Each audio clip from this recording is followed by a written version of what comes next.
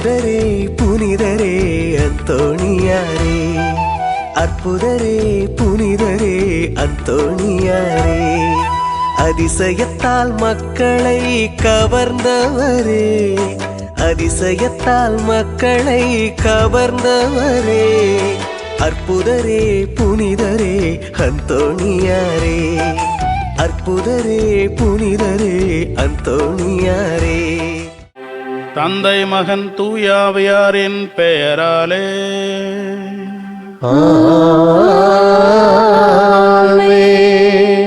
நாம் ஆண்டவராகிய இயேசு கிறிஸ்துவின் அருளும் கடவுளின் அன்பும் தூயாவியாரின் நட்புறவும் உங்கள் அனைவரோடும் இருப்பதாக.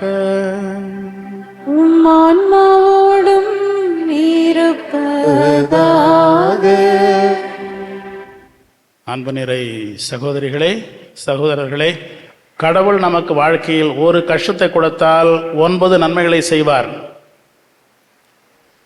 நாம் எப்பொழுதும் ஒரு கஷ்டத்தையே பார்த்து கொண்டு 9 நன்மைகளை மறந்து விடுகிறோம்.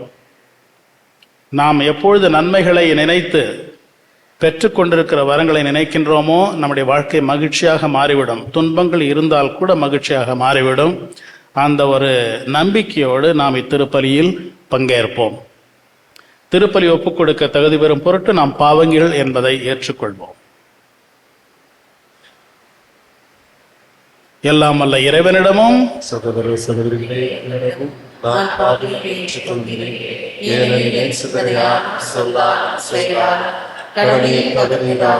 பாவங்கள் பல செய்தேன், என் பாவமே என் பாவமே பெரும் பாவமே. ஆகையால் எப்பொழுதும் கன்னியான புனித மரியாதை வானதூதர் புனிதரே, சகோதர சகோதரிகளே, உங்களை நாம் இறைவனாகிய ஆண்டவரிடம் எனக்காக வேண்டிக் கொள்ள மன்றாடுகிறேன். எல்லாம் வல்ல இறைவன் நம் மீது இரக்கம் வைத்து நம் பாவங்களை மன்னித்து நம்மை நிலைவாழ்வுக்கு அழைத்து செல்வாராக.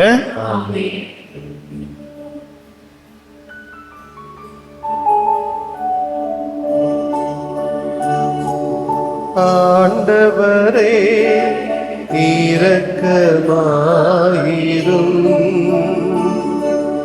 ஆண்டவரே இரக்கமாயிரும். கிறிஸ்துவே இரக்கமாயிரும். கிறிஸ்துவே இரக்கமாயிரும். ஆண்டவரே இரக்கமாயிரும். ஆண்டவரே இரக்கமாயிரும்.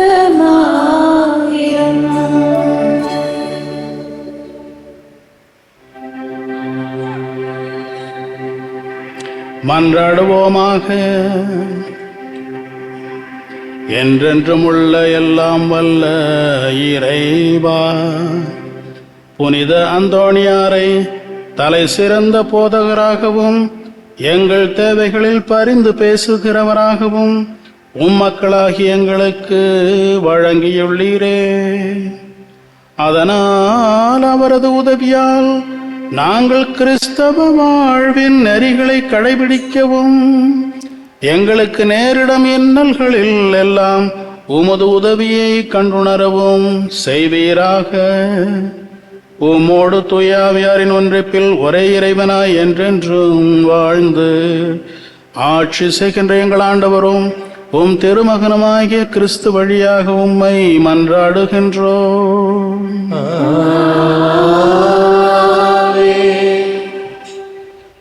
முதல் வாசகம்.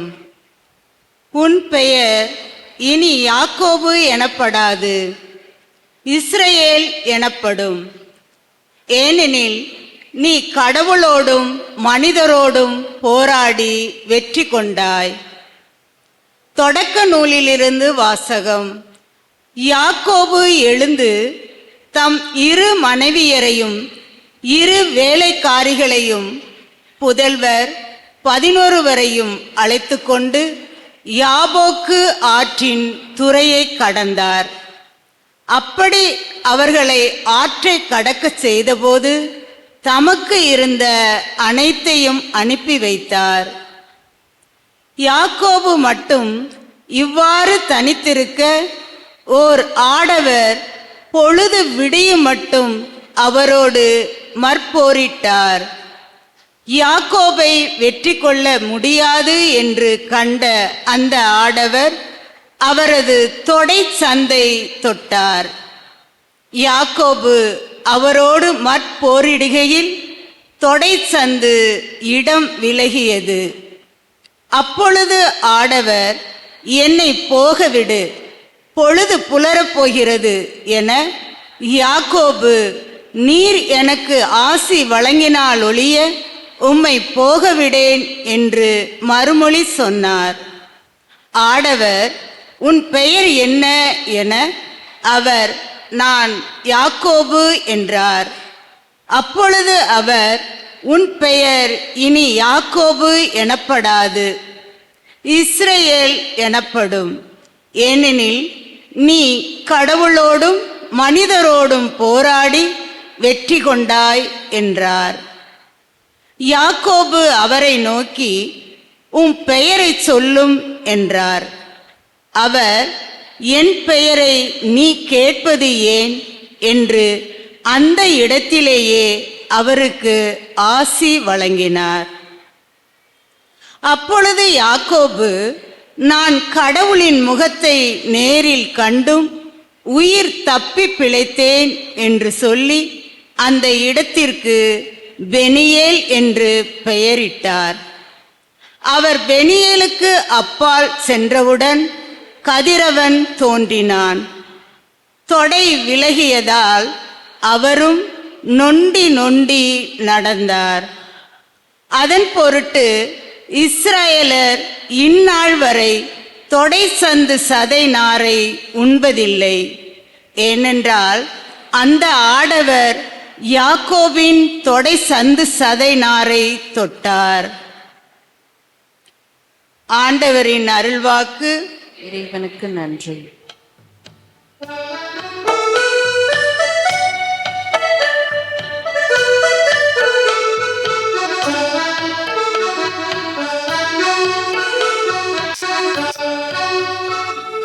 நானோ நேர்மையில் நிலைத்திருந்து உமது முகம் காண்பேன். நானோ நேர்மையில் நிலைத்திருந்து உமது முகம் காண்பேன். நானோ நேர்மையில் நிலைத்திருந்து உமது முகம் காண்பேன். ஆண்டவரே, என் வழக்கின் நியாயத்தை கேட்டருளும், என் வேண்டுதலை உற்று கேளும். வஞ்சகமற்ற உதடிலிருந்து எழும் என் மன்றாட்டுக்கு செவி சாய்த்தருளும். நானோ நேர்மையில் நிலைத்திருந்து உமது முகம் காண்பேன். நானோ நேர்மையில் நிலைத்திருந்து உமது முகம் காண்பேன். உன் முன்னணியில் இருந்து எனக்கு நீதி கிடைக்கட்டும், உம் கண்கள் நேரியனை காணட்டும். என் உள்ளத்தை ஆழ்ந்தறியும், இரவு நேரத்தில் என்னை சந்தித்திடும், என்னை புலமிட்டு பார்த்திடும். தீன்மை எதையும் என்னிடம் காண மாட்டீ. என் வாய் பிழை செய்யக்கூடாதென உறுதி கொண்டே. நானோ நேர்மையில் நிலைத்திருந்து உமது முகம் காண்பேன். நானோ நேர்மையில் நிலைத்திருந்து உமது முகம் காண்பேன். இறைவா, நான் உம்மை நோக்கி கூப்பிடுகின்றேன், ஏனெனில் நீர் எனக்கு பதிலளிப்பீர். என் பக்கம் உம் செவியை திருப்பியருளும், என் விண்ணப்பத்திற்கு செவி சாய்த்தருளும்.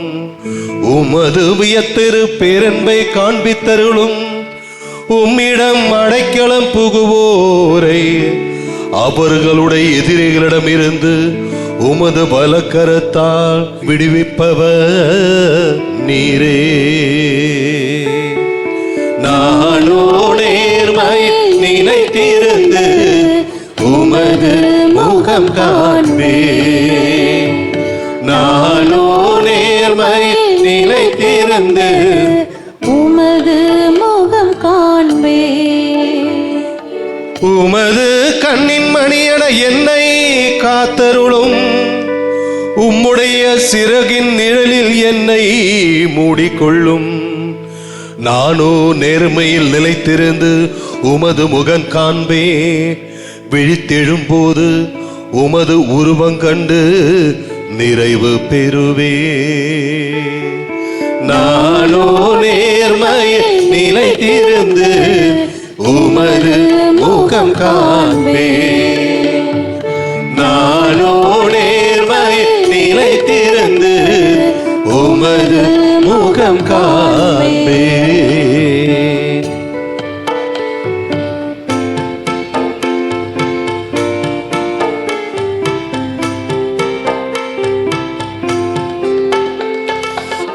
அல்லேலூயா அல்லேலூயா அல்லேலூயா அல்லேலூயா அல்லேலூயா அல்லேலூயா அல்லேலூயா அல்லேலூயா. நல்ல ஆயன் நானே, நானும் என் ஆடுகளை அறிகின்றேன். என் ஆடுகளும் என்னை அறிகின்றன. அல்லேலூயா அல்லேலூயா அல்லேலூயா அல்லேலூயா அல்லேலூயா. ஆண்டவர் உங்களோடு இருப்பாராக.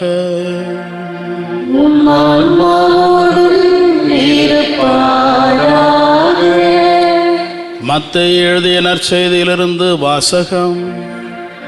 ஆண்டவரே மாற்றி உமக்கே. அக்காலத்தில் பேய் பிடித்து பேச்சிழந்த ஒருவரை சிலர் இயேசுவிடம் கொண்டு வந்தனர். பேயை அவர் ஓட்டியதும் பேச இயலாத அவர் பேசினார். மக்கள் கூட்டத்தினர் வியப்புற்று, இஸ்ராயேலில் இப்படி ஒருபோதும் கண்டதில்லை என்றனர். ஆனால் பரிசேயர், இவன் பேய்களின் தலைவனை கொண்டு பேய் ஓட்டுகிறான் என்றனர். இயேசு நகர்கள் சிற்றூர்கள் எல்லாம் சுற்றி வந்தார். எங்கும் அவர்களுடைய தொழுகை கூடங்களில் கற்பித்தார். விண்ணரசை பற்றிய நற்செய்தியை பறைசாற்றினார். நோய் நொடிகள் அனைத்தையும் குணமாக்கினார்.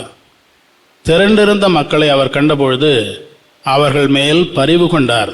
அவர்கள் ஆயர் இல்லா ஆடுகளைப் போல அலைகழிக்கப்பட்டு சோர்ந்து காணப்பட்டார்கள். அப்பொழுது அவர் தம் சீடரை நோக்கி, அறுவடை மிகுதி, வேலையாள்களோ குறைவு. ஆகையினால் தேவையான வேலையாட்களை தம் அறுவடைக்கு அனுப்பும்படி அறுவடையின் உரிமையாளரிடம் மன்றாடுங்கள் என்றார். இது கிறிஸ்து வழங்கும் நற்செய்தி.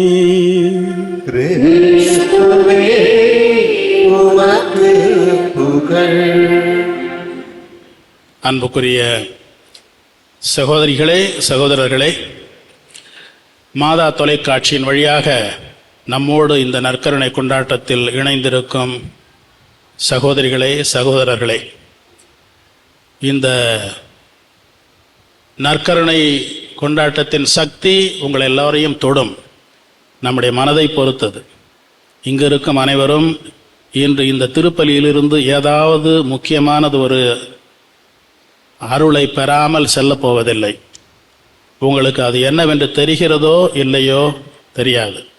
ஆனால் கட்டாயம் எந்த ஆசீர்வாதம் ஒன்றையும் உங்களிடம் கொடுக்காமல் இந்த இல்லத்திலிருந்து நீங்கள் போகப் போவதில்லை. ஆகையினால் இறைவனுக்கு நன்றி உள்ளவர்களாக இருங்கள். இன்றைய வாசகம், முதல் வாசகத்தை பற்றி உங்களோடு சிறிது பகிர்ந்து கொள்ளலாம் என்று நினைக்கிறேன். இது மாதிரி ஒரு அருமையான கதையை பார்க்கறது ரொம்ப கஷ்டம். இன்றைக்கு நான் கேட்ட இந்த முதல் வாசகம் ஒரு எப்படி சொல்றது, கதை எழுதுறவங்க கூட இதை கற்பனையாக கூட எழுதியிருக்க முடியாது. அந்த அளவுக்கு மிகவும் அருமையான ஒரு கதை. இதில் இதை அருமையாக வாசித்த சகோதரிக்கு மிக்க நன்றி. யார் அங்கே இங்கே தான் இருக்கிறீங்க? ஓகே. மிகவும் அழகாக தெளிவாக ஒரு வார்த்தை கூட தெளிவில்லாமல் நன்றாக வாசித்தேன். நான் அங்கே கேட்டுக்கொண்டு தான் இருந்தேன். நீங்கள் எல்லோரும் அமைதியாக கேட்டுக்கொண்டிருந்ததை பார்த்து எனக்கு மிகவும் மகிழ்ச்சி. அழகாக வாசித்த சகோதரிக்கு நன்றி. இப்பொழுது நான் என்ன செய்ய விரும்புகிறேன் என்றால், இந்த வாசகத்தை உங்களோடு சேர்ந்து ஒரு முறை திரும்பவும் வாசிக்க விழைகிறேன். ஏனென்றால் மிகவும் முக்கியமான ஒரு வாசகம். இதிலிருந்து நாம் கற்றுக்கொள்ள வேண்டியவை பல இருக்கின்றன. யாக்கோபு எழுந்து தம் 2 மனைவியரையும் 2 வேலைக்காரிகளையும் புதல்வர் 11 அழைத்து கொண்டு யாபோக்கு ஆற்றின் துறையை கடந்தார். அப்படி அவர்கள் ஆற்றை கடக்கச் செய்த பொழுது தமக்கிருந்த அனைத்தையும் அனுப்பி வைத்தார். யாக்கோபு மட்டும் இவ்வாறு தனித்திருக்க ஒரு ஆடவர் பொழுது விடியும் மட்டும் அவரோடு மற்போரிட்டார். யாக்கோபை வெற்றி கொள்ள முடியாது என்று கண்ட அவர், அந்த ஆடவர் அவரது தொடை சந்தை தொட்டார். யாக்கோபு அவரோடு மற்போரிடுகையில் தொடை சந்து இடம் விலகியது. ஓகே, இதுவரைக்கும் பார்ப்போம். யார் இந்த யாக்கோபு? 3 பெரும் தந்தையர்களில் ஒருவர். அபிரகாம், ஈசாக்கு, யாக்கோபு. மோயிசன்னே கடவுள்கிட்ட உங்க பேர் என்ன என்று கேட்ட பொழுது, நான் யாரா இருந்தா உனக்கு என்ன, நான் இருக்கிறவன் அப்படின்னு சொல்லி புரியாத ஒரு பெயரை கொடுத்தார். ஆனால் நீங்க இந்த பெயரை வச்சு என்ன புரிஞ்சிக்க முடியாது. என்னுடைய பெயர் என்றால் நான் ஆபிரகாமின் கடவுள், யாக்கோபின் கடவுள், ஈசாக்கின் கடவுள், யாக்கோபின் கடவுள். அந்த அளவுக்கு யாக்கோபு நம்முடைய வரலாற்றில், திருவிவிலிய வரலாற்றில் மிக முக்கியமானவர். ஆனால் இந்த யாக்கோபு எந்த மாதிரி ஒரு ஆள்? இவர் ஒரு ஏமாற்றுக்காரர். அவருடைய அண்ணன் ஈசாவை ஏமாற்றி அவருடைய தந்தை ஈசாக்கினுடைய ஆசீர்வாதத்தை பெற்றுக்கொண்டார். ஏமாற்றி. அந்த கதையெல்லாம் உங்களுக்கு தெரியும், படிச்சிருப்பீங்க. இதனால் கடவுள் உண்மையில் ஆசீர்வாதம் அவருக்கு வந்ததா என்பதில் சந்தேகம்தான். அப்பா ஆசீர்வதித்தார், கடவுள் ஆசீர்வதித்தாரா? கடவுள் ஆசீர்வதிப்பதற்காக அவர் ரொம்ப நாள் அலகழிச்சு கடைசியில் இன்றைக்கு தான் அவருக்கு உண்மையில் ஆசீர்வாதம் கொடுக்கிறார். அதனால இந்த ஆசீர்வாதம் மிகவும் ஒரு முக்கியமான ஒன்றாக இருக்கிறது. அவர் அவருடைய அண்ணனுக்கு பயந்து போய் நாட்டை விட்டு இன்னொரு நாட்டுக்கு ஓடி வேற யாரோ ஒருத்தனுக்காக வேலை செய்து 24 ஆண்டுகள் வெளி நாட்டிலிருந்து கஷ்டப்பட்டு வேலை செய்து ஏதோ கொஞ்சம் சம்பாதித்தார். கொஞ்சம் இல்லை, 4 மனைவிகள், 12 பிள்ளைகள், நிறைய ஆடு மாடுகள். இவற்றையெல்லாம் சரி, இங்கே இருக்கிறது சரியில்லை, என்னைக்கு இருந்தாலும் நம்ம கடவுள் நமக்கென்று கொடுத்திருக்கிற அந்த நாட்டுக்கு திரும்பி போக வேண்டும் என்று இவற்றையெல்லாம் அள்ளிக்கொண்டு நைட்டில் கிளம்பிடுறார். நைட்டில் கிளம்பி போகிறார். போனாலும் தன்னுடைய சகோதரன் ஈசாவு இன்னும் அங்கே தான் இருக்கிறான். அவன் இன்னும் வறுமத்தோடு தான் இருப்பான். அவனை எப்படி சமாளிக்கிறது அப்படிங்கிற யோசனையில் போகிறார். அதனால் ஒரு மூளை உள்ளத்தனமாக ஒரு வேலையை செய்கிறார். தன்னுடைய மனைவிகள், பிள்ளைகளை முதலில் ஆற்றை கடந்து நீங்கள் அந்த பக்கம் போங்க. ஏனென்றால் என்னதான் என் மேலே கோபமாக இருந்தாலும் உங்களெல்லாம் பார்த்தா அவன் மனம் இழகி சரியாயிடுவான். என்னை முதல்ல பார்த்தா திரும்பவும் என்னை கொன்னாலும் கொண்டுடுவான் என்னுடைய சகோதரன் என்ற அந்த மூளை உள்ளத்தனத்தோடு இவர் அனுப்புகிறார். இவர் தனியாக இருக்கிறார். ஆனால் இவருடைய முக்கியமான எதிரி எங்கே இருக்கிறார்? அங்கே இல்லை, ஆற்றுக்கு இந்த பக்கத்திலே இருக்கிறார். நைட்டில் இவரோடு சண்டை போடுகிறார். இந்த கதை ஒரு மிஸ்டீரியஸ் அப்படின்னு சொல்லுவோம் ஆங்கிலத்தில். அதாவது இது உண்மையில் என்ன நடக்குதுன்னு யாருக்கும் புரியாது.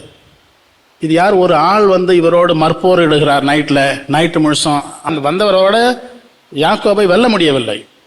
இவர் யார் என்றால் இவர் தான் கடவுள் என்பது பிற்பாடு நமக்கு தெரிகிறது. கடவுள் ஒருத்தரோடு ஒரு போரிட்டு அவரால் வெல்ல முடியவில்லை என்றால் இது என்ன, இது நம்புற மாதிரியா இருக்குது நமக்கு? ஓகே, ஆனால் அது உண்மை. கடவுள் உங்கள் அனைவரோடும் போரிட்டு கொண்டுதான் இருக்கிறார், என்னோடும் தான். என்னுடைய வாழ்க்கையை நான் திருப்பி பார்த்தால் பாவம் அவர் இன்னும் வெல்லவில்லை என்று தான் நான் நினைக்கிறேன். உங்களுடைய வரலாற்றிலும் பார்ப்பீங்களே, எவ்வளோ சண்டை போடுறார் கடவுள் உங்களோட. இன்னும் அவர் ஜெயிக்கவில்லை. ஏனென்றால் இன்னும் நீங்கள் அவரை ஜெயிக்க விடவில்லை. இன்னும் அவரோடு தொடர்ந்து போரிட்டு கொண்டுதான் இருக்கிறீர்கள். ஆண்டவரே, போர் என்ற போர்வையில் நீர் என்னோடு வந்து என்னை ஆசிர்வதற்காக வந்திருக்கிறீர்கள். ஆகையினால நீங்க சொல்றதெல்லாம் அப்படியே நான் ஏத்துக்கிறேன்னு நம்ம என்னைக்கும் சொன்னது கிடையாது, முடியாது அப்படின்னு சொல்லி அவரோடு நாம் மனிதர்கள் ஒவ்வொருவரும் இறைவனோடு சண்டையிட்டு கொண்டுதான் இருக்கிறோம். இந்த உண்மையை நாம் ஏற்றுக்கொள்ள வேண்டும். இதுதான் உண்மை. கடவுள் நம்மோடு போரிட்டு கொண்டிருக்கிறார். அதாவது எப்படியாவது நம்ம ஆசீர்வதிக்கிறதுக்கு அவருக்கு ஒரு எக்ஸ்கியூஸ் தேவை இல்லையா, ஒரு சாக்கு தேவை இல்லையா. சும்மா வந்து ஆசீர்வாதம் போட்டு போனா எப்படி? ஒன்று ஆசீர்வதிக்கணும்னாக்கா அவருக்கு ஒரு ஒரு ஒரு ஒரு ஒரு காரணமாவது தேவை.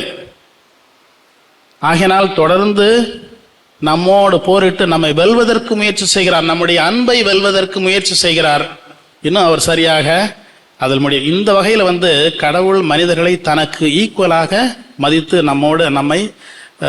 நம்மோடு போராடுகிறார் என்பது ஒரு மிக மிக அருமையான உண்மை. இந்த உண்மையை நாம் மறக்கக்கூடாது.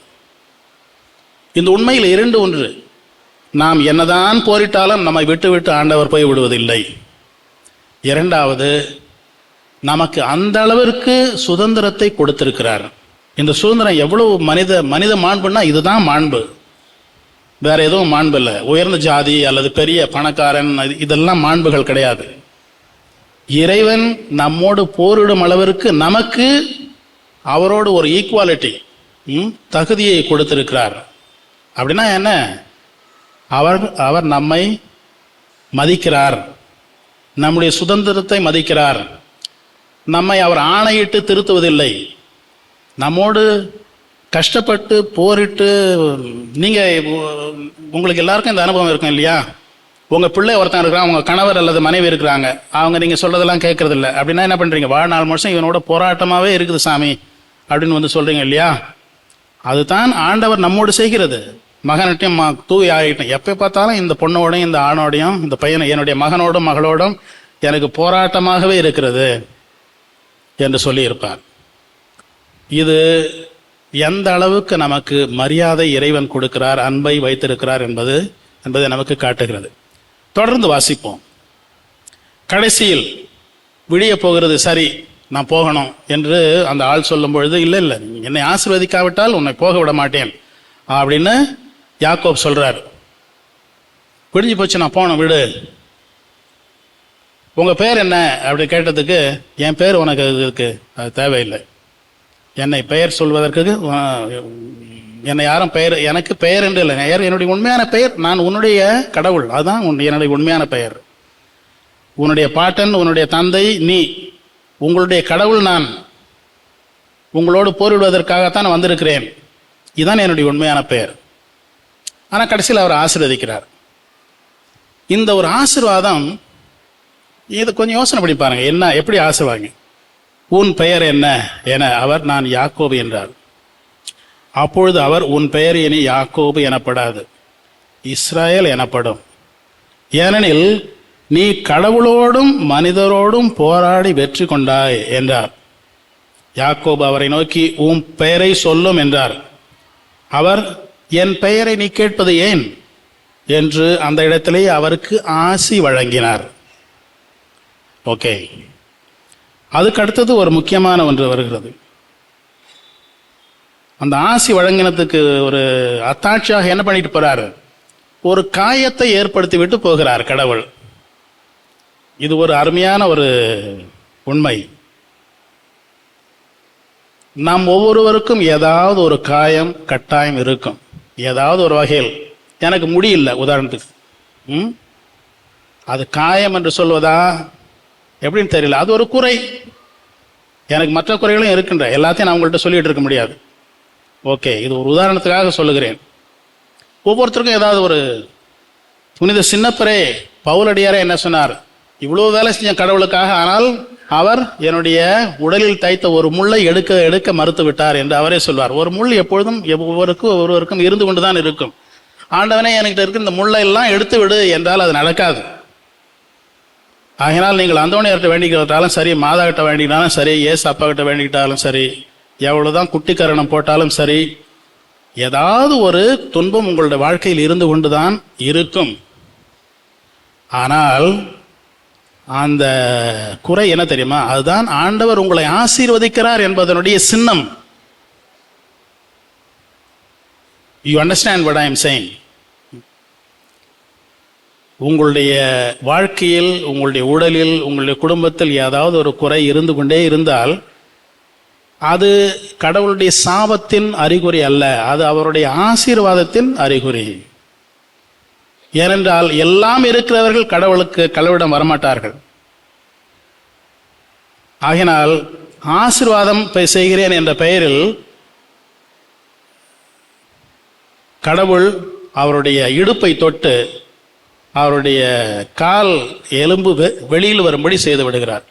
இதை எதற்கு சொல்கிறேன் என்றால், இதுவே நமக்கு ஒரு ஆசீர்வாதம். இது இறைவனுடைய ஆசீர்வாதம் என்பதை இஸ்ராயல் மக்கள் உணர்ந்து அன்றிலிருந்து அவர்கள் அந்த பகுதியினுடைய எது மிருகமாக இருந்தால் அந்த பகுதியை உண்பதில்லை என்று வாசகம் சொல்லுகிறது. ஆகினாலே வாழ்க்கையிலிருந்து எல்லா குறைகளையும் நீக்கிவிடு என்று நாம் வேண்டிக் கொண்டால் ஒரு வகையில் எல்லா ஆசீர்வாதங்களையும் நாம் இழந்துவிடக்கூடும். ஓகே, ஆகினால் நம்மிடம் இருக்கும் சில குறைகள், சில நோய்கள், சில துன்பங்கள், இவற்றுக்காகவும் நாம் இறைவனுக்கு நன்றி சொல்ல வேண்டும். அவற்றை ஆசீர்வாதங்களாக பார்க்க நாம் கற்றுக்கொள்ள வேண்டும். அடுத்தபடியாக, உன் பேர் என்ன? யாக்கோபு. சரி, இன்னையிலிருந்து ஒரு பேர் யாக்கோபு இல்லை, உன்னுடைய பேர் இஸ்ராயல். இஸ்ராயல் ரொம்ப ஃபேமஸான பேர். இப்போ இஸ்ராயல் நாடு தொடர்ந்து பல வருடங்களாக போரில் ஈடுபட்டே கொண்டிருக்கிறது. அப்போ அவங்களுடைய தந்தை யாக்கோபு கடவுளோடய சண்டை போட்டவுடனே அப்புறம் இந்த மக்கள் என்ன பண்ணுவாங்க? இவங்களுக்கும் அதே குணம் தான் இருக்கும்னு நினைக்கிறேன். எப்போது பார்த்தாலும் போர், பக்கத்தில் இருக்க எல்லாரு கூடயும் போர், அண்ணன் தம்பி கூட எல்லாம் போர். ஓகே, இது ஏதோ ஒரு வகையில் அவங்களுடைய டிஎன்ஏலேயே வருது அப்படின்னு நான் நினைக்கிறேன். சரி, அதை விட்டுருவோம். பெயருக்கு வருவோம். உன்னுடைய பெயர் இனிமேல் யாக்கோபு கிடையாது, இஸ்ராயல். இறைவனோடு போரிடுகிறவன் என்ற பெயர் இஸ்ராயல். பாருங்க, பெயர் என்பது ஒரு சாதாரண விஷயம் கிடையாது. என்னை பார்த்தா முதல்ல நீ என்ன கேட்பீங்க? ஃபாதர், உங்க பேர் என்ன அப்படின்னு கேட்பீங்க. எனக்கு பெயர் தேவை எதுக்கு? யாருமே இல்லை அப்படின்னு வச்சுக்கோ, எனக்கு பெயரே தேவையில்லை. அதனால தான் கடவுளுக்கு பெயர் கிடையாது. கடவுளுக்கு பெயர் கிடையாது. அவர் நம்ம கேட்டால் கூட என்ன சொல்லுவார்?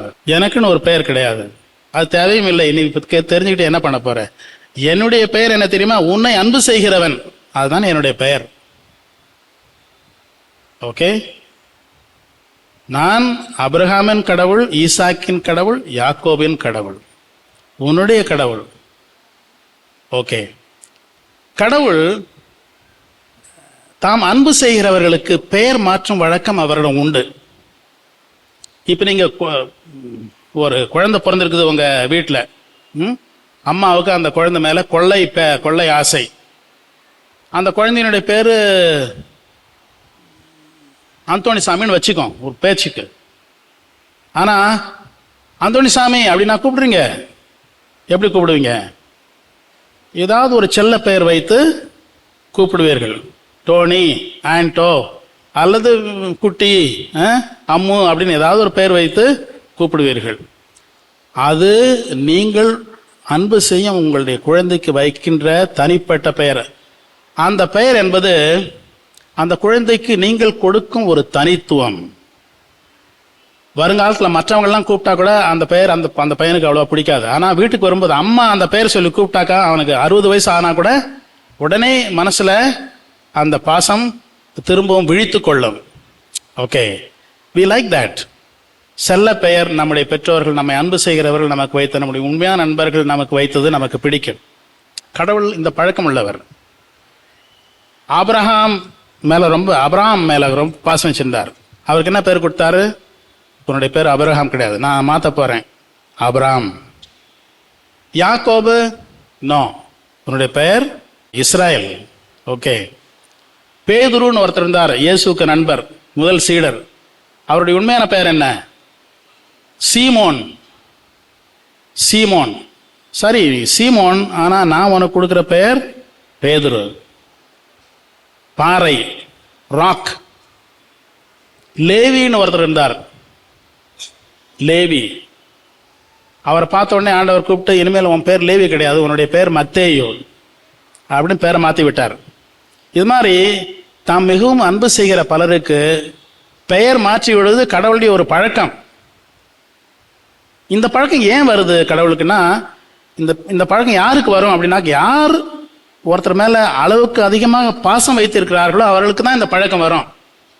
ஒரு பெரிய முக்கியமான ஒரு ஸ்பிரிச்சுவல் ரைட்டர், ஆன்மீக எழுத்தாளர் எழுதியிருக்கிறார், எப்பொழுது கடவுள் எனக்கு வைத்திருக்கிற செல்ல பெயரை நான் கண்டுபிடிக்கிறேனோ அப்பொழுதுதான் ஆன்மீகத்தில் நான் பிறக்கவே ஆரம்பித்திருக்கிறேன். அது வரைக்கும் நான் சும்மா ஏதோ தேவைக்காக கண்ட கடவுள்கிட்ட நம்ம வேண்டிக்கிற மாதிரி ஜெபம், இது எனக்கு இது வேணும் அது வேணும், எனக்கு வாழ்க்கையில் கஷ்டமாக இருக்குது, ஏதாவது என்னுடைய கஷ்டத்தெல்லாம் போக்கு, என்னை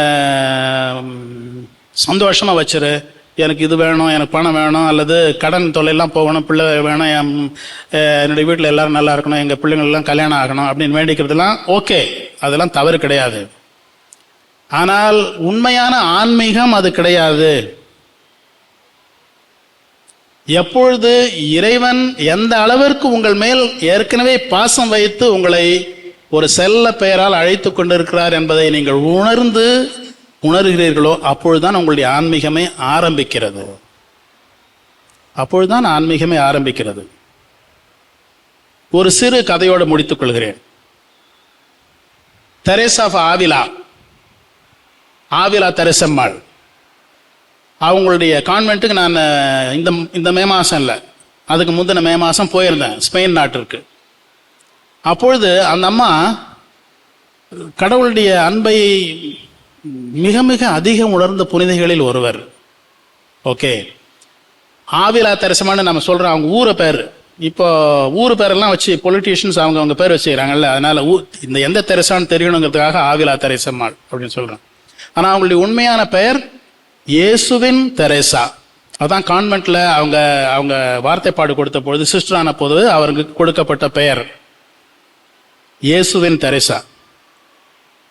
அதனால எல்லாரும் தெரேசா ஆஃப் ஜீசஸ் அப்படின்னு தான் சொல்லுவாங்க. அவங்களுடைய உண்மையான பெயர் அதுதான். ஒரு முறை அவங்க கான்வென்ட்ல அவங்க தான் சுப்பீரியர். அந்த கான்வென்ட் இந்த க்ளோஸ்டர்ட் கான்வென்ட், அதாவது வெளியாட்கள் யாரும் உள்ள போகக்கூடாது. ஒரு நாள் அவங்க கீழே இருந்து படி மேலே ஏறி மேலே போக ஆரம்பிக்கும் பொழுது மேலே இருந்து ஒரு சிறுவன் அங்கிருந்து நடந்து மேலிருந்து கீழே இறங்கிட்டு வரான். இந்த காட்சி அவங்களுக்கு தெரிகிறது. இவங்களுக்கு ஆச்சரியம், ஆம்பளைங்க யாரும் உள்ள வரக்கூடாது, இந்த பையன் எப்படி உள்ள வந்தான் அப்படின்னு சொல்லி. யார் நீ, உன் பேர் என்ன அப்படின்னு கேட்கறதுக்கு வாங்கி எடுக்கிறாங்க. யார் நீ, உன் பேர் என்ன, ஹூ ஆர் யூ? ஆனால் இவங்க வாய்ஸ் வெளியில் வர்றதுக்கு முன்னாடி அந்த பையன் இளைஞன் கேட்குறான், உன் பேர் என்ன அப்படின்னு. யார? தெரசாவை. தெரசா தான் அந்த மடத்துக்கு தாயார். அவங்கள கேட்குறான், உன் பேர் என்ன? இவங்களுக்கு என்ன சொல்லுதுன்னு தெரியல. நான் இயேசுவின் தெரசா அப்படின்னு பதில் சொல்கிறாங்க. உடனே அந்த பையன் சிரிச்சுக்கிட்டு, ரொம்ப நாளாக அவங்கள பார்க்கணுன்னு வெயிட் பண்ணியிருந்தேன், ஏன்னா என் பேர் தெரசாவின் இயேசு, அதுதான் என்னுடைய பெயர் என்று சொன்னார். இது அந்த இடத்துல அவங்களுடைய ஒரு சிலை கீழையும் மேலேருந்து இறங்கி வர்ற மாதிரி ஒரு பையனுடைய சிலையும் அந்த ஹவுஸில் இன்னும் வச்சிருக்கிறாங்க. இதுதான் இறைவன் நம்மோடு வைத்திருக்கின்ற உறவு. நான் இயேசுவனுடைய தெரசா என்றால் நான் தெரசாவினுடைய இயேசு, என்னுடைய பெயரே தெரசாவினுடைய இயேசு. ஆகையினால் பெயர் என்பது ஒரு சாதாரண விஷயம் அல்ல. பெயர் பைபிளில் ஒருத்தருடைய பெயரை தெரிந்து கொள்வது என்றால் அவர் மேல் நாம் அதிகாரத்தை பெற்றுக்கொள்வது என்று பெயர் என்று பொருள். அதனால்தான் கடவுள் அவருடைய பெயர் நமக்கு சொல்றதே இல்லை. அவருடைய பெயர் சொல்லிட்டாக்கா அவர் நம்ம கண்ட்ரோலில் வந்துடுவார் அப்படிங்கிற மாதிரி ஒரு எண்ணம். ஆனால் நமக்கெல்லாம் அவர் பெயர் வைத்திருக்கிறார் என்றால் அவருடைய அன்பின் கீழ், அவருடைய அன்பின் ஆதிக்கத்தின் கீழ் நாம் இருக்க வேண்டும் என்பதற்காகத்தான் அவர் பெயர் வைக்கிறார். அதே போலதான் இன்றைக்கு யாக்கோபுக்கு இஸ்ராயல் என்ற இந்த பெயர் தான் நிலைத்து விட்டது. காலம் காலமாக இதுதான் அவருக்கு நிலைக்கப் போகின்றது. ஆகையினால் அன்புக்குரியவர்களே, இந்த கதை இன்னும் சில விஷயங்கள் கூட சொல்லலாம், ஆனால் ரொம்ப நேரமாகும். ஆகையினால் இந்த கதையை நாம் திரும்பவும் வீட்டுக்கு போகும்போது ஒரு முறை எடுத்து வாசிச்சு பாருங்க. நீங்க தான் யாக்கோபு அப்படின்னு நினைச்சிட்டே வாசிச்சு பாருங்க. நான் கடவுளோட எதுக்காக சண்டை போட்டுக்கிட்டு இருக்கிறேன் அப்படின்னு வாசிச்சு பாருங்க. எதுக்காக அவர் என்னோட மல்லு கட்டிக்கிட்டு இருக்கிறாரு அப்படிங்கிறதெல்லாம் வாசிச்சு பாருங்க. அவர் எப்படி என்னை காயப்படுத்தி விட்டார் என்பதையும் வாசித்து பாருங்கள், யோசித்து பாருங்கள். அந்த காயம் எனக்கு எப்படி ஆசீர்வாதமாக மாறிக்கொண்டு இருக்கிறது என்பதையும் யோசித்து பாருங்கள். எந்த ஒரு காயமும் ஒரு துன்பம் என்று தான் நினைக்கிறோமே ஒழிய அது ஒரு ஆசீர்வாதம் என்று நாம் நினைப்பதில்லை. ஆனால் உண்மை அதுதான். கடவுள் வேண்டுமென்றே நம்மை காயப்படுத்துவது கிடையாது. நம்மை ஆசீர்வதிப்பதற்காக ஒரு சாக்கு அவருக்கு வேண்டும், ஒரு காரணம் அவருக்கு வேண்டும். ஆகையினால நமக்கு ஒரு துன்பத்தையும் ஒரு முள்ளையும் நம்முடைய வாழ்க்கையில் கொடுத்து கொண்டு தான் இருக்கிறார். அது ஒரு மிகப்பெரிய ஆசீர்வாதம். அதை பார்த்து எப்போது பார்த்தாலும் ஆண்டவனே எனக்கு ஏன் இந்த பண்ண, ஏன் இப்படி பண்ண அப்படின்னு புலம்பிக்கிட்டே இருப்பது பெரிய தவறு. ஆன்மீகத்தில் நாம் இன்னும் குழந்தைகளாக இருக்கிறோம், வளரவே ஆரம்பிக்கவில்லை என்று பொருள். ஆகையினால் அன்புக்குரியவர்களே, இந்த கதையிலிருந்து இறைவன் நமக்கு சொல்வது மிக மிக முக்கியமான வாழ்க்கை. ஒவ்வொருவருக்கும் அது தேவை. அதனால தொடக்கத்தில் சொன்னேன், இதை புரிந்து கொண்டால் இந்த திருப்பலியிலிருந்து ஒரு ஆசீர்வாதத்தை பெறாமல் நீங்கள் யாரும் வெளியில் போவதில்லை. புரிந்து கொள்பவர்களுக்கு கட்டாயம் இறைவன் என்னை ஆசீர்வதிக்கிறார் என்ற உணர்ச்சி உங்களுக்கு கட்டாயம் வரும். அந்த ஆசீர்வாதத்தை புரிந்து கொள்ளும் சக்தி எனக்கு கொடு இறைவா என்று நாம் நம்முடைய தந்தையிடம் வேண்டிக் கொள்வோம். விசுவாசிகளின் மன்றாட்டுகளுக்காக எழுந்து நிற்போம். உங்கள் பதில். எல்லாம் வல்ல இறைவா, எங்கள் மன்றாட்டை கேட்டருளும். எல்லாம் வல்ல இறைவா, எங்கள் மன்றாட்டை கேட்டருளும். அன்பு நிறைந்த இறைவா, உம் திரு அவையின் பணியாளர்கள் அனைவரும் உமது சித்தத்தை நிறைவேற்றி உம் மக்களுக்கு நல்வழி காட்டி உம்மிடம் அழைத்து வர வரம் வேண்டி இறைவா உம்மை மன்றாடுகிறோம். எல்லாம் வல்ல இறைவா, எங்கள் மன்றாட்டை கேட்டருளும்.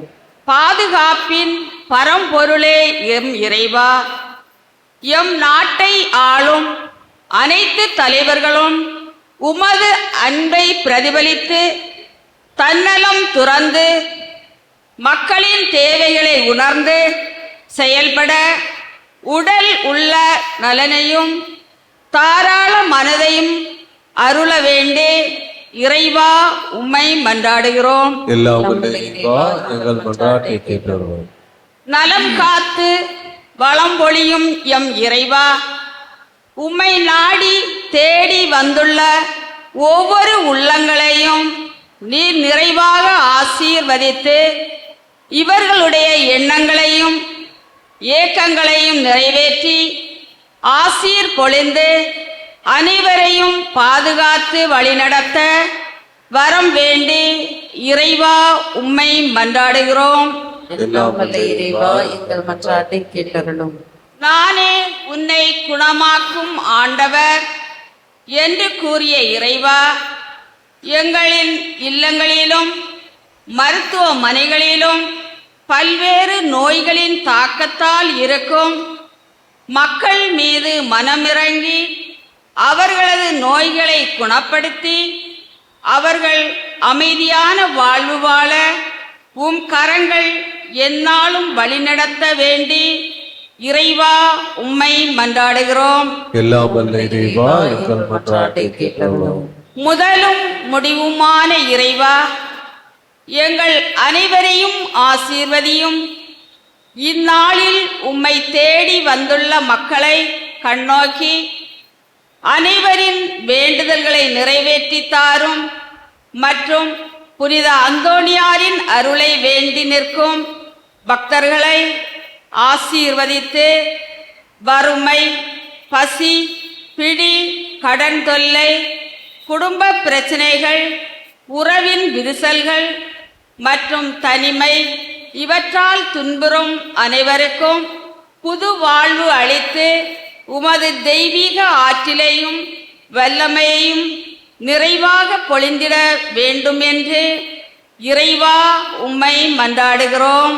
எல்லாம் வல்ல இறைவா, எங்கள் மன்றாட்டை கேட்டருளும். மன்றாட்டுக்களை எல்லாம் நாம் மூத்த சகோதரரும் நம்முடைய கடவுளுமாகிய இயேசு கிறிஸ்து வழியாக இறைவனிடம் சமர்ப்பிப்போம். ஆமென்.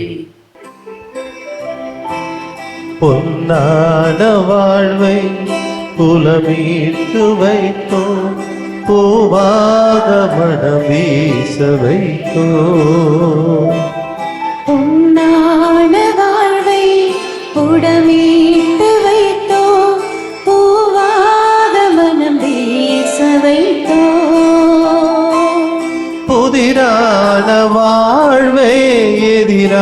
எதிரானதாலே புதிரான வாழ்வே எதிரானதாலே ஒளிவாக செய்வாய் ஆண்டவனே உம்மருளோடு அழைப்பாய் மாபரனே அன்போடு வந்தோ காணிக்கை தந்தோ கனிவோடு ஏற்பாய் ஆண்டவரே உம்பலியோடு சேர்ப்பாய் தூயவரே அன்போடு வந்தோ காணிக்கை தந்தோ கனிவோடு ஏற்பாய் ஆண்டவரே உம்பலியோடு சேர்ப்பாய் தூயவரே.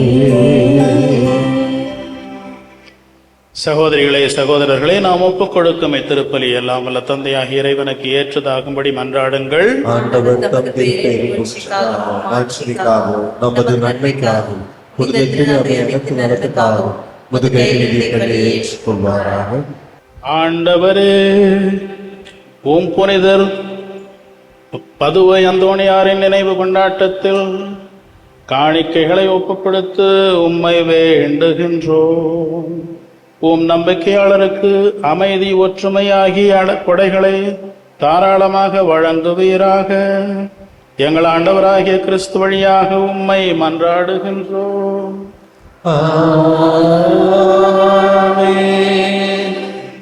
ஆண்டவர் உங்களோடு இருப்பாராக.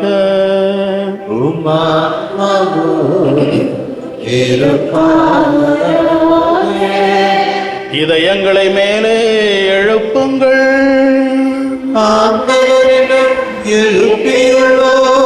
நம் இறைவனாகிய ஆண்டவருக்கு நன்றி கூறுவோம்.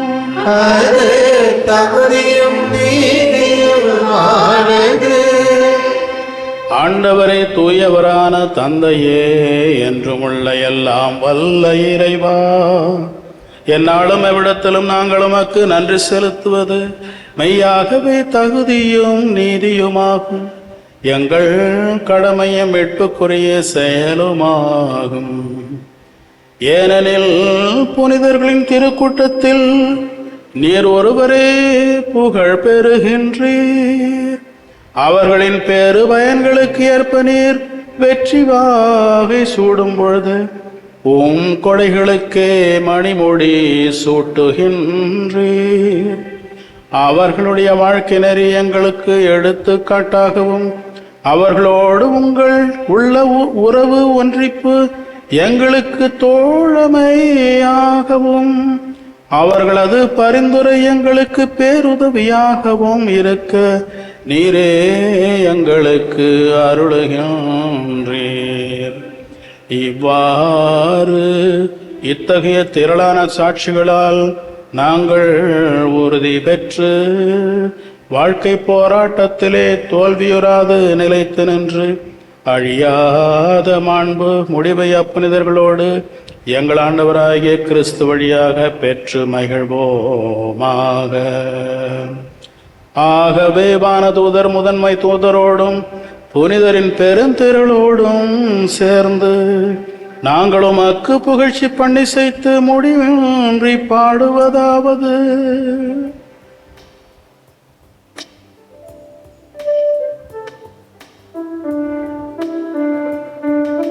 தூயவர் தூயவர் தூயவர் வான்படைகளின் கடவுளாம் ஆண்டவர்.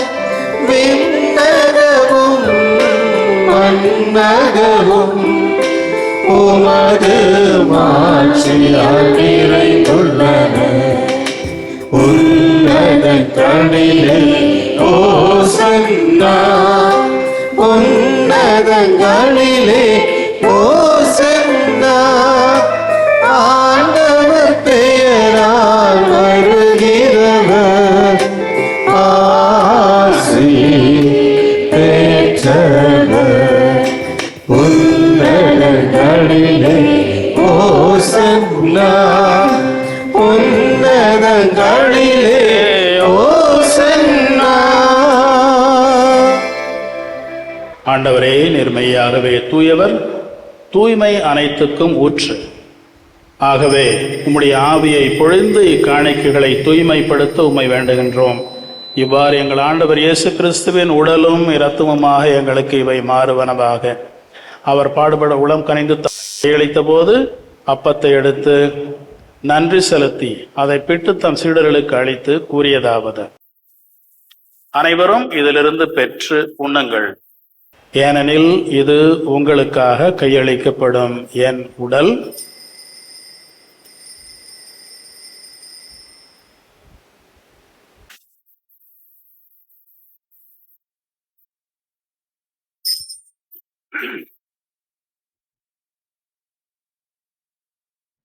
அவ்வண்ணமே இரவு விருந்தை அருந்தியபின் கிண்ணத்தையும் எடுத்து மீண்டும் உமக்கு நன்றி கூறி தம் சீடர்களுக்கு அளித்து அவர் கூறியதாவது: அனைவரும் இதிலிருந்து பெற்று பருகுங்கள், ஏனெனில் இது புதிய நிலையான உடன்படிக்கைக்குரிய என் இரத்தத்தின் கிண்ணம். இது பாவ மன்னிப்புக்கென்று உங்களுக்காகவும் பலருக்காகவும் சிந்தப்படும். இதை என் நினைவாக செய்யுங்கள்.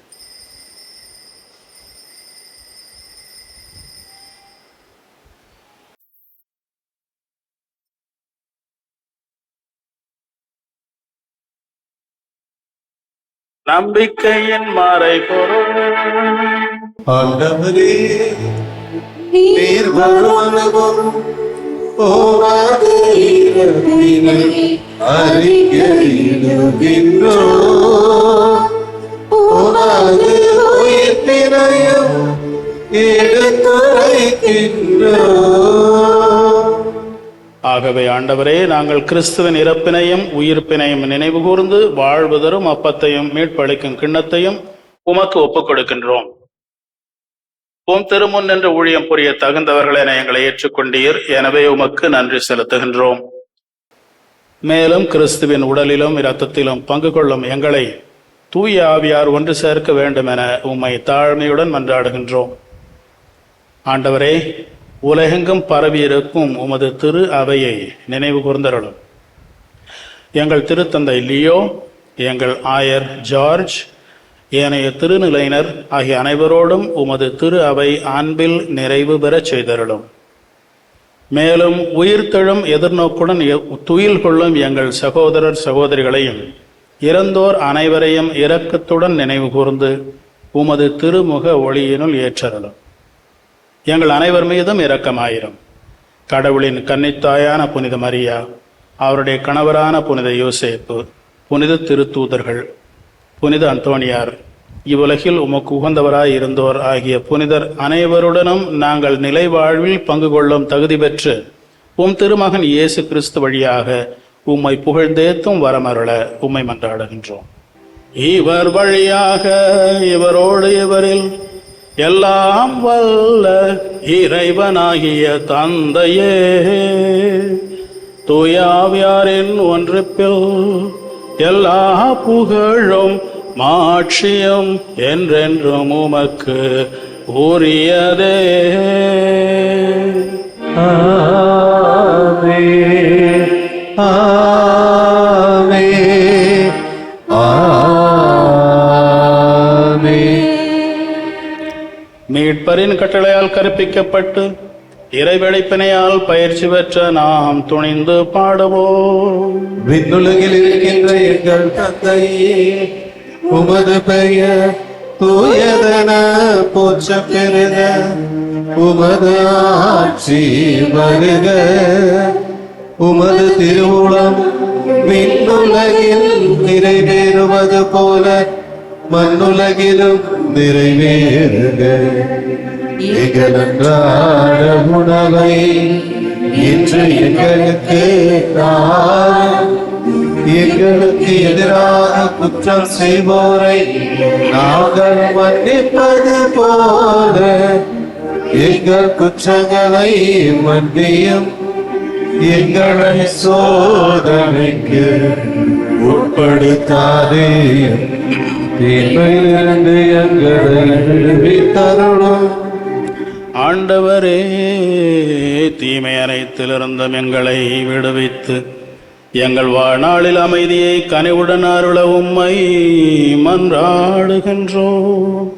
உமது இரக்கத்தில் உதவியால் நாங்கள் பாவத்திலிருந்து எப்போதும் விடுதலை பெற்று யாதொரு கலக்கமும் இன்றி நலமாயிருப்போமாக.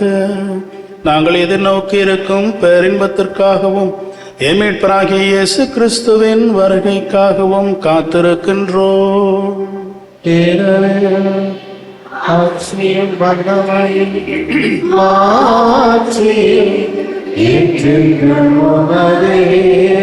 ஆண்டவராகிய இயேசு கிறிஸ்துவே, அமைதியை உங்களுக்கு விட்டுச் செல்கிறேன், என் அமைதியை உங்களுக்கு அளிக்கின்றேன் என்று உம் திருத்தூதர்களுக்கு மொழிந்தீரே. எங்கள் பாவங்களை பாராமல் உமது திரு அவையின் நம்பிக்கையை கண்ணோக்கி உமது திருவுளத்திற்கு ஏற்ப அதற்கு அமைதியையும் ஒற்றுமையையும் அளித்தருள்வீராக. என்றென்றும் வாழ்ந்து ஆட்சி செய்கின்றவர் நீரே.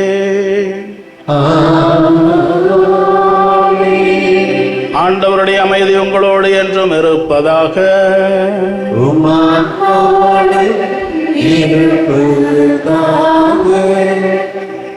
ஒருவருக்கொருவர் உண்மையில் அமைதியை அறிவித்துக் கொள்வோம். அமைதி.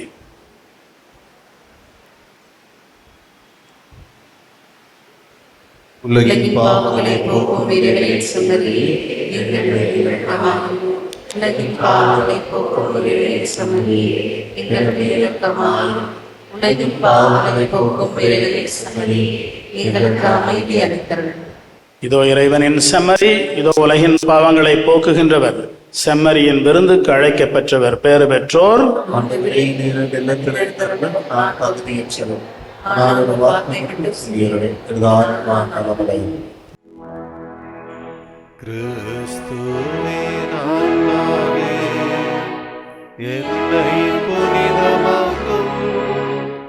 கிறிஸ்துவின் திருவுடலே என்னை மீட்டருளும்.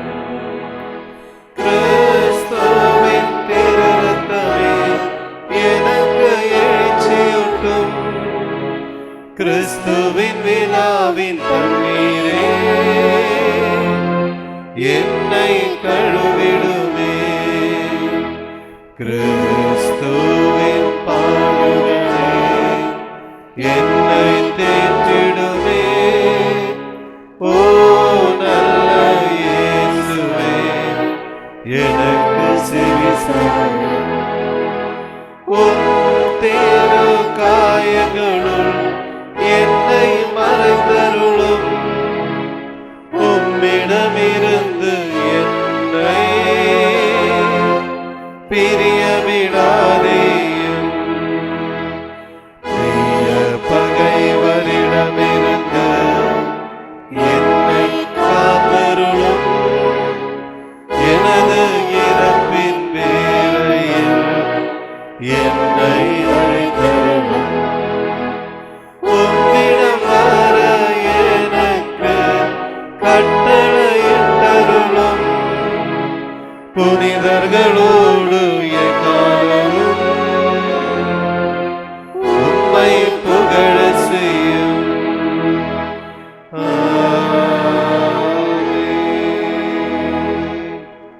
மன்றாடுவோமாக. ஆண்டவரே, புனித அந்தோணியாரின் நினைவு கொண்டாட்டத்தில் நாங்கள் உட்கொண்ட இத்திருவுணவு எங்கள் மனங்களையும் இதயங்களையும் புனிதப்படுத்துவதாக. அதனால் நாங்கள் உம்முடைய இறை இயல்பில் பங்கு பெற தகுதியுள்ளவர்கள் ஆவோமாக. எங்கள் ஆண்டவராகிய கிறிஸ்து வழியாக உம்மை மன்றாடுகிறோம்.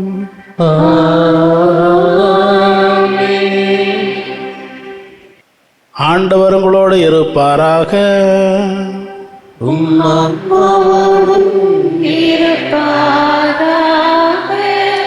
எல்லாம் வல்ல இறைவன் தந்தை, மகன், தூய ஆவியானவர் உங்கள் அனைவரையும் ஆசீர்வதிப்பாராக.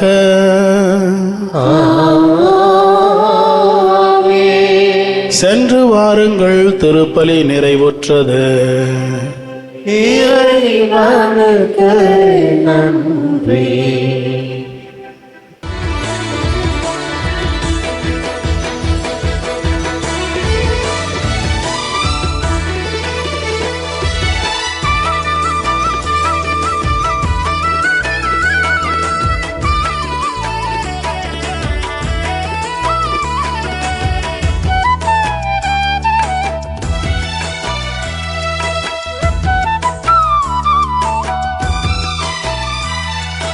அற்புதரே புனிதரே அந்தோணியாரே, அற்புதரே புனிதரே அந்தோணியாரே, அதிசயத்தால் மக்களை கவர்ந்தவரே, அதிசயத்தால் மக்களை கவர்ந்தவரே, அற்புதரே புனிதரே அந்தோணியாரே, அற்புதரே புனிதரே அந்தோணியாரே.